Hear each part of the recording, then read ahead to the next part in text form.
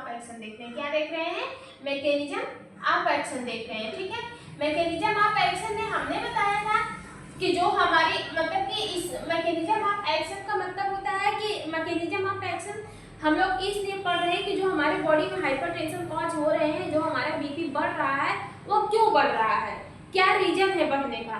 तो हमने अगले वाले वीडियो में आपको बताया था, ये मैकेनिज्म ऑफ एक्शन का लेक्चर 2 है। तो अगले वाले वीडियो में हमने बताया था जब हमारा वेसोकॉन्स्ट्रिक्शन हो जाए, ठीक है, वेसोकॉन्स्ट्रिक्शन हो जाए तब हमारी बीपी हाई हो जाती है, ठीक है, या फिर हमारा ब्लड वॉल्यूम हाई हो जाए, ठीक है, ब्लड वॉल्यूम हाई हो जाए, वॉल्यूम जब हाई होता है तब हमारी बीपी बढ़ती है, ब्लड वॉल्यूम वेसोकॉन्स्ट्रिक्शन होने लगे तब बीपी बढ़ती है, या फिर ब्लड वॉल्यूम हाई हो जाए तब बीपी बढ़ती है, या फिर हमारा सोडियम का रीएब्जॉर्प्शन होने लगे, ठीक है, किसका रीअपटेक होने लगे, किसका सोडियम आयन चैनल का जब रीअपटेक होगा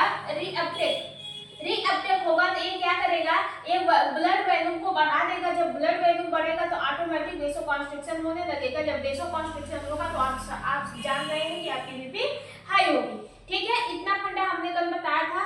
तो उसमें हमने एक रेनिन को छोड़ दिया था, किसका, रेस को छोड़ दिया था, रास को छोड़ दिया था।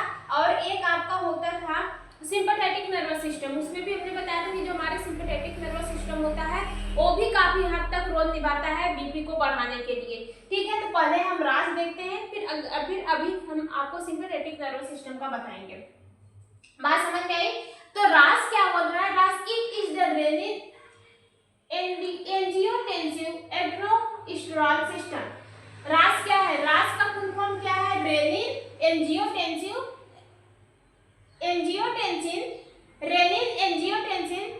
एड्रोस्टेरॉल सिस्टम, ठीक है, रेनिन एंजियोटेंसिन एड्रोस्टेरॉल सिस्टम इसका फुल फॉर्म है, ठीक है। It is renin angiotensin aldosterone system, ठीक है। बात समझ में आ रही है कि नहीं आ रही है? तो ये क्या होता है, it is activate when kidney, ये जो रेनिन होता है या फिर जो हमारा एंजियोटेंसिन होता है कब एक्टिवेट होता है,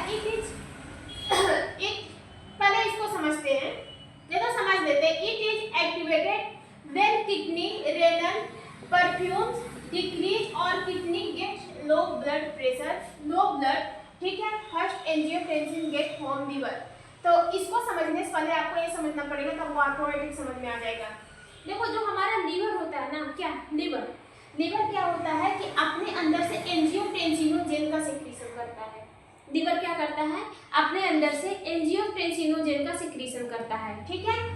जब लीवर एंजियोटेंसिनोजेन का सिक्रीशन करता है तो हमारी किडनी क्या होती है, अपने अंदर से रेनिन का सिक्रीशन करवाती है, किसका, रेनिन का सिक्रीशन करवाने लगती है। ये जो रेनिन होता है आपको तो पता है, ये हमारे प्रोटीन को पचाने में भी काम करते हैं, ठीक है। तो नहीं रेनिन प्रोटीन को नहीं पचाता है, रेनिन प्रोटीन को नहीं पचाता है, दूध को दही में कन्वर्ट करने के लिए उपयोग होता है। जैसे कि जो बच्चे खा लेते हैं तो फिर जब वो कर देते हैं या फिर जब उसका वोमिटिंग होता है तो देखेंगे कि वो जो दूध खाया रहता है वो दही नुमा दिखता है, तो वो रेनिन का काम रहता है, रेनिन करता है, ठीक है। तो जब लीवर से एंजियोटेंसिनोजेन निकलता है तो हमारी किडनी अपने अंदर से रेनिन का सिक्रीशन करवाती है। ये जो रेनिन होती है ये एंजियोटेंसिन को कन्वर्ट कर देती है, एंजियोटेंसिनोजेन को कन्वर्ट कर देती है एंजियोटेंसिन फर्स्ट में, ठीक है। लीवर से एंजियोटेंसिनोजेन निकला,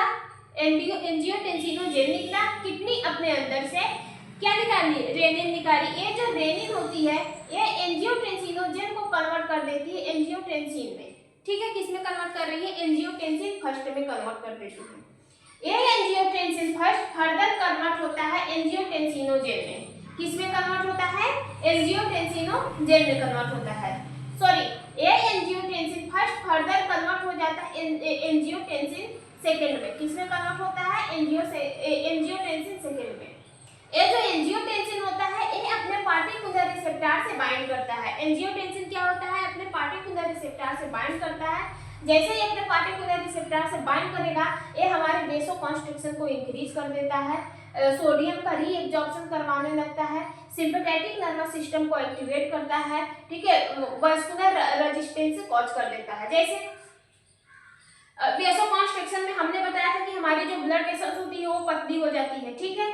जब हमारी पतली होती, जब हमारी ब्लड वेसल पहले इतना है फिर इतने में हो गया, इतने में हमारी ब्लड वेसल पतली हो गई थी, यहाँ का और इसका सरफेस एरिया क्या होगा, ब्लड वेसल्स का सरफेस एरिया डिक्रीज होता है, जिससे इसमें हमारा जो ब्लड होता है पहले तो इसमें नॉर्मल प्रेशर से जाता है, ठीक है। लेकिन जब ये हमारी ब्लड वेसल्स पतली हो जाती है, इसमें वेसोकॉन्स्ट्रिक्शन हो जा रहा है। भाई ब्लड वेसल्स पतली क्यों हो रही है, वेसोकॉन्स्ट्रिक्शन, एक ब्लड वेसल अपने अंदर वेसोकॉन्स्ट्रिक्शन कर दे रही है, तो इसमें से जो ब्लड जाएगा वो हाई प्रेशर से जाने लगेगा, किससे, हाई प्रेशर से जाने लगेगा, जिससे आपकी बीपी भी हाई हो जाती है, ठीक है। बात समझ में आई। फिर इसके बाद सोडियम का रीएब्जॉर्प्शन, ये क्या करती है, जो हमारा एंजियोटेंसिनो सेकेंड होता है, ये क्या सोडियम के रीएब्जॉर्प्शन को मींस रीअपटेक को बढ़ा देती है, ठीक है। मतलब कि हमारा सोडियम जो होता है वो दोबारा एक्टिव होने लगता है, दोबारा एब्जॉर्ब होने लगता है।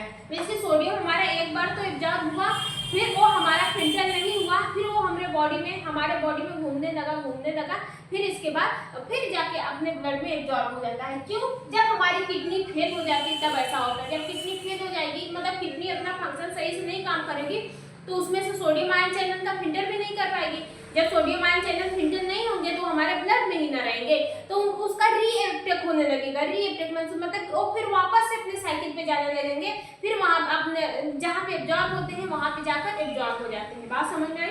तो ये रीअपटेक को बढ़ा देता है। और सोडियम हमारा जो होता है वो हमारे स्मॉल इंटेस्टाइन में एब्जॉर्ब तो होता है, लेकिन इसके साथ साथ वो हमारे लार्ज इंटेस्टाइन में भी एब्जॉर्ब होता है। जैसे कि हमने क्या बताया, हमारी जो देखो ये हमारी क्या है, ये हमारी लार्ज इंटेस्टाइन है, ठीक है। ये रेक्टम और एनस है, ठीक है। ये हमारी क्या है, लार्ज इंटेस्टाइन, इसमें हमारी क्या होती है, स्मॉल इंटेस्टाइन। स्मॉल इंटेस्टाइन में फाइनली भोजन का पाचन हो जाता है, ठीक है। और जो आयंस होते हैं वो भोजन का पाचन हो जाता है, और जो आयंस या फिर न्यूट्रिशंस होते हैं वो भी थोड़ा बहुत एब्जॉर्ब हो जाते हैं। बाकी जो बचे रहते हैं लार्ज इंटेस्टाइन में ओनली किसका एब्जॉर्प्शन होता है, वाटर का होता है, लेकिन इसके साथ साथ आयंस का भी होता है। किसका होता है, ये वाटर का होता है, वाटर के साथ साथ किसका भी होता है, और आयंस का भी होता है। आयंस हमारे सोडियम चैनल इसमें लार्ज इंटेस्टाइन में एब्जॉर्ब तो होते हैं, लेकिन बहुत थोड़ा बहुत होते हैं। जब हाई कंसंट्रेशन में नहीं हो पाते तो वो क्या होते हैं, वो स्मॉल इंटेस्टाइन से होते हुए हमारे लार्ज इंटेस्टाइन में आते हैं। और यहाँ से जो आपका एक असेंडिंग लूप होता है, एक डिसेंडिंग लूप होता है, और एक आपका ट्रांसफर लूप होता है। तो डिसेंडिंग लूप में ही क्या होता है, सोडियम आयन चैनल एब्जॉर्ब हो जाते हैं। तो यहाँ पे सोडियम आयन चैनल का एब्जॉर्प्शन भी बढ़ा देता है कौन, एंजियोटेंसिन जेड, ठीक है। तो यहाँ पे एब्जॉर्प्शन भी बढ़ जाता है सोडियम आयन चैनल का। और यहाँ पे अगर हमारी किडनी भी जो है सही से अपना फंक्शन नहीं परफॉर्म कर रही है तो क्या करती है कि यूरिन से ये सोडियम आयन को नहीं निकाल पाती है, तो उस आयन का रीअपटेक होने लगेगा, तो वो भी हमारा दोबारा से बॉडी में चला जाता है और वहां से एब्जॉर्ब हो जाता है। बात समझ में आ रही है। फिर इसके बाद sympathetic nervous system. Sympathetic nervous system एक ऐसा सिस्टम होता है जो अचानक से आता है। हमने अगले वाले वीडियो में बताया है, अचानक से इसमें आपकी हार्ट बीट बढ़ने लगेगी, आपकी आंखें बड़ी बड़ी हो जाती है। जैसे कि सिंपैथेटिक नर्वस सिस्टम कब एक्टिव होता है, जब आप किसी भी चीज को देख के डर जाते हैं। जब आप किसी भी चीज को देख के डर जाते हैं तब वहां पे आपका सिंपैथेटिक नर्वस सिस्टम होता है। आपके मतलब धक से जब करता है, फिर आपकी हार्ट बीट बहुत काफी तेज चलने लगती है। इसके बाद आपकी आंखें बड़ी बड़ी हो जाती है, आप भागने लगते हैं, ठीक है। ऐसा सिस्टम आता है।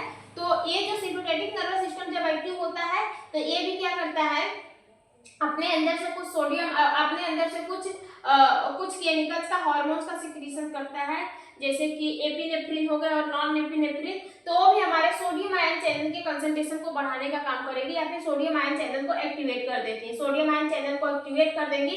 जब सोडियम आयन चैनल एक्टिवेट होगा, जब ये सोडियम आयन चैनल एक्टिवेट होगा तो आप जानते हैं इसका मेन काम क्या रहता है, ये हमारे ब्लड वॉल्यूम को बढ़ाता है। किसको, ब्लड वॉल्यूम को इंक्रीज करने का काम करता है, ब्लड वॉल्यूम को इंक्रीज कर देता है, ठीक है। बात समझ में आई। फिर वैस्कुलर रेजिस्टेंस। वैस्कुलर रेजिस्टेंस में हमने बताया था कि जब आप कोई फैट वगैरह खाते हैं, जैसे कि कोलेस्ट्रॉल हो गया, कोलेस्ट्रॉल जब आप खाते हैं तो कोलेस्ट्रॉल क्या होता है कि आपके ब्लड वेसल्स में जाके जमने लगता है, एक अपनी पतली पतली परत बनाने लगता है अपने वेसल्स में। तो इससे क्या होता है कि यहाँ का भी सरफेस एरिया कम होने लगता है। सरफेस एरिया देखिए यहाँ का इतना है लेकिन यहाँ का इतना है, तो यहाँ से भी हमारा ब्लड हाई प्रेशर से जाने लगता है, जिसकी वजह से ये यहाँ पे हमारे सेल डैमेज होने का भी चांस होता है, मतलब वेसल डैमेज होने का भी चांस होता है और ये ब्लॉक होने का भी चांस होता है। कभी कभी किसी केस में भी ये हमारी क्या होती है, हाईएस्ट कोलेस्ट्रॉल जो इनटेक करता है, जो हाईएस्ट कोलेस्ट्रॉल खाता है, उसकी जो आर्टरीज होती है वो ब्लॉक भी हो जाती है। ठीक है, क्यों होती है? क्योंकि कोलेस्ट्रॉल अपना परत बनाने लगता है, परत बनाते बनाते वो आर्टरीज को ही ब्लॉक कर देता है। जब आर्टरीज ब्लॉक हो जाएगी तो यहाँ से ब्लड पास नहीं होगा, जब ब्लड पास नहीं होगा तो दिक्कत होगी। ठीक है, बात समझ में आई कि नहीं आई? फिर इसके बाद एक और था, कौन सा? जो एंजियोटेंसिनोजेन है वो क्या करता है, वो ये इसको अपने रिसेप्टर से बाइंड करने के साथ साथ वो एंडोस्टेरोन को भी एक्टिव कर देता है। क्या करता है?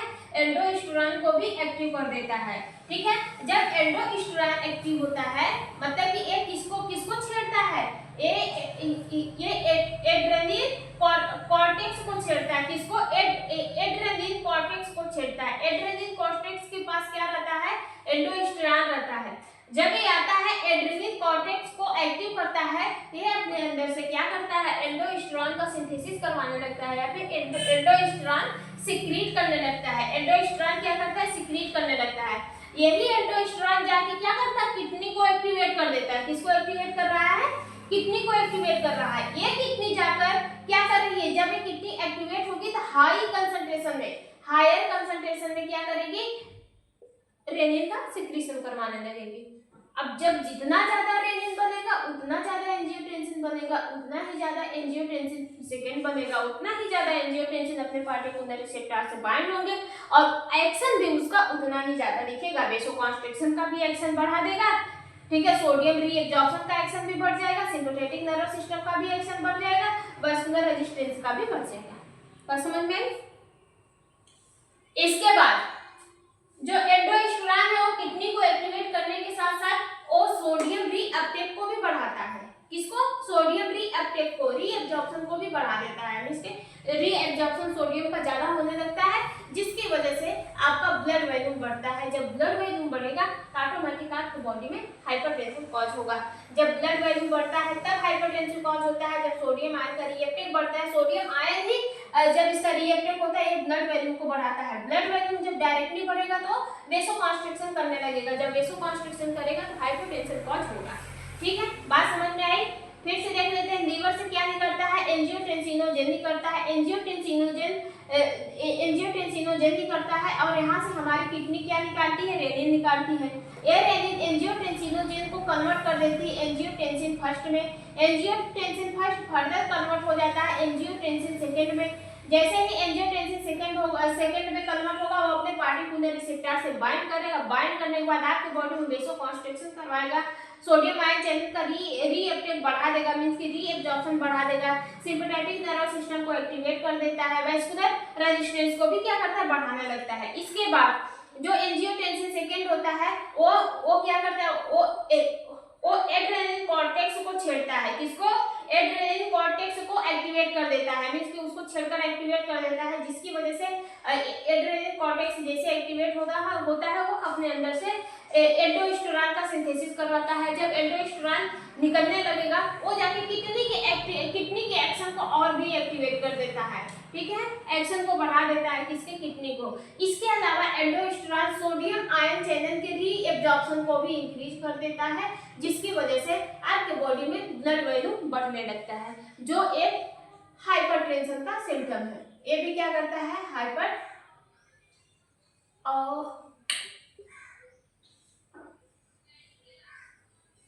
हाइपरटेंशन बढ़ाने के लिए होता है। ठीक है, बात समझ में? रोल रहता है हमारा हाई बीपी में। हाई बीपी में सिंपैथेटिक नर्वस सिस्टम का क्या रोल रहता है? सिंपैथेटिक नर्वस सिस्टम का शॉर्ट फॉर्म है एसएनएस, सिंपैथेटिक नर्वस सिस्टम। देखो ये हमारा क्या है? एक नर्वस सिस्टम का पार्ट है। क्या है? एक नर्वस सिस्टम का पार्ट है। जो नर्वस सिस्टम होता है वो हमारे पूरे बॉडी एक्टिविटी को कंट्रोल करता है। इतने तो बात समझ में आया। नर्वस सिस्टम हमारे पूरे बॉडी एक्टिविटी को, जो भी हमारे फिजियोलॉजिकल एक्टिविटी है वो कंट्रोल करने का काम करता है। सिंपैथेटिक नर्वस सिस्टम उसमें से एक है, लेकिन सिंपैथेटिक नर्वस सिस्टम कब एक्टिवेट होता है? अचानक से एक्टिवेट होता है। जैसे आप अचानक से किसी भी चीज को आप जब देख के डर जाते हैं तो उसमें आपकी बीपी हाई हो जाती है, ठीक है, ब्लड प्रेशर बढ़ने लगता है। उस समय क्या होता है, आपके हार्ट बीट धक धक धक धक बढ़ने लगती है, आपकी आंखें बड़ी हो जाती है। देखिए ये कब एक्टिवेट होता है, ये फाइट और फ्लाइट की कंडीशन में एक्टिवेट होता है। या तो आप उससे भिड़ जाओ या तो आप उससे भाग जाओ, ठीक है। ऐसा कब होगा, जैसे देखिए अगर आप किसी से मार वगैरह करते हैं तो भी आपके अंदर धक धक धक धक धक धक करने लगता है। उस समय कौन सा एक्टिवेट होता है, सिंपैथेटिक नर्वस सिस्टम एक्टिवेट होता है। जैसे अचानक से आपने शेर देख लिया, जैसे आपने अचानक से सांप देख लिया, अगर आप सांप से नहीं डरते हैं, आप क्या करेंगे, मतलब सांप भी आपको छेड़ेगा थोड़ा बहुत, आप भी उसको मार देंगे, उससे आप फ्लाइट करेंगे। लेकिन वही आपके सामने अगर शेर आ जाए, आपके सामने अगर शेर आ जाए तो आप क्या करेंगे, आप उससे लड़ेंगे कि भागेंगे, आप उससे भागेंगे ना। क्यों, क्योंकि जानते हैं कि शेर हमसे तगड़ा है, अगर हम उससे भिड़े तो खा जाएंगे। तो आप देख कर उसको डर जाएंगे, उससे भागेंगे। जब आप भागते हैं, जब आप डरते हैं तो डरते दौरान आपका क्या होता है, आंखें बड़ी बड़ी हो जाती है, आपकी हार्ट बीट धक धक धक धक करने लगता है, ठीक है, हार्ट रेट, पसीने का सिक्रीशन होने लगता है, बहुत ज्यादा पसीना होने लगता है। तो किसकी वजह से होता है, वो आपका sodium ion channel, sorry, sympathetic nervous system activate करवाता है। कौन करवाता है, सिंपैथेटिक नर्वस सिस्टम करवाता है।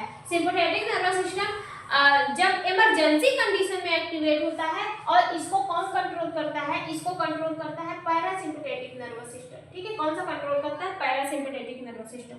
बहुत इंटरेस्टिंग सब्जेक्ट है, ठीक है, हमने नर्वस सिस्टम पढ़ा लिया है, अगर देखना होगा तो हो जाए, मिल जाएगा आपको, उसमें मिलेगा ह्यूमन एनाटॉमी एंड फिजियोलॉजी में कंप्लीट हो गया, आप लोग देख लीजिएगा, ठीक है। तो देखते हैं इमरजेंसी सिचुएशन में जब हमारा सिंपैथेटिक नर्वस सिस्टम एक्टिवेट होता है तो इसका काम क्या रहता है, ये हमारे बॉडी में वेसोकॉन्स्ट्रिक्शन करवा देता है, जिसकी वजह से आपका ब्लड प्रेशर बढ़ जाता है, ब्लड प्रेशर इंक्रीज हो जाता है, हार्ट बीट बढ़ा देता है। ब्लड प्रेशर बढ़ेगा तो आपकी हार्ट बीट ऑटोमेटिक बढ़ने लगेगी, ठीक है। इसके अलावा ये रिलीज करने लगता है epinephrine, sympathetic nervous system epinephrine और नॉर एपिनेफ्रिन को रिलीज करने लगता है। ये क्या करती है, आपकी बॉडी में एनर्जी भी देती है, भागने के लिए एनर्जी भी देती है, इसके साथ साथ ये आपके वेसोकॉन्स्ट्रिक्शन को भी बढ़ा देती है। एनर्जी तो देती है लेकिन आपकी बॉडी में वेसोकॉन्स्ट्रिक्शन को भी बढ़ा देती है। आप जानते हैं जब वेसोकॉन्स्ट्रिक्शन बढ़ेगा तो आपका सिंपैथेटिक नर्वस सिस्टम, सॉरी, आपका बीपी हाई होगी, हाई बीपी होगी, ठीक है। इसके अलावा जब आपका हार्ट रेट बढ़ता है तो उस समय आपका कार्डियक आउटपुट भी बढ़ेगा, ठीक है। ये तो नॉर्मली बात है भाई, हार्ट रेट बढ़ेगा तो कार्डियक आउटपुट ज्यादा बढ़ेगा, ठीक है। हार्ट रेट ये नॉर्मल है, ठीक है, ए वाला ए नॉर्मल है, ठीक है। अगर ए बढ़ेगा, ऐसे ऐसे बढ़ेगा तो आपका कार्डियक आउटपुट भी तो बढ़ेगा। हार्ट रेट जब बढ़ता है तो कार्डियक आउटपुट ज्यादा हो जाता है। बात समझ में आई। एपिनेफ्रिन और नॉर एपिनेफ्रिन का ज्यादा मेल होता है, यही सिक्रीट होता है जब हमारा सिंपैथेटिक नर्वस सिस्टम एक्टिवेट होता है। यही क्या करता है, वेसोकॉन्स्ट्रिक्शन करवाता है, इसलिए इसका भी कहीं ना कहीं रोल होता है हमारे बीपी को बढ़ाने में, ठीक है। बात समझ में आई। तो आज के लिए हमारा मैकेनिज्म ऑफ एक्शन खत्म हो गया। हम अगले वाले वीडियो में वीडियो में देखेंगे इटियोलॉजी, कॉजेस और सिम्टम वगैरह, यही सब देखेंगे, ठीक है।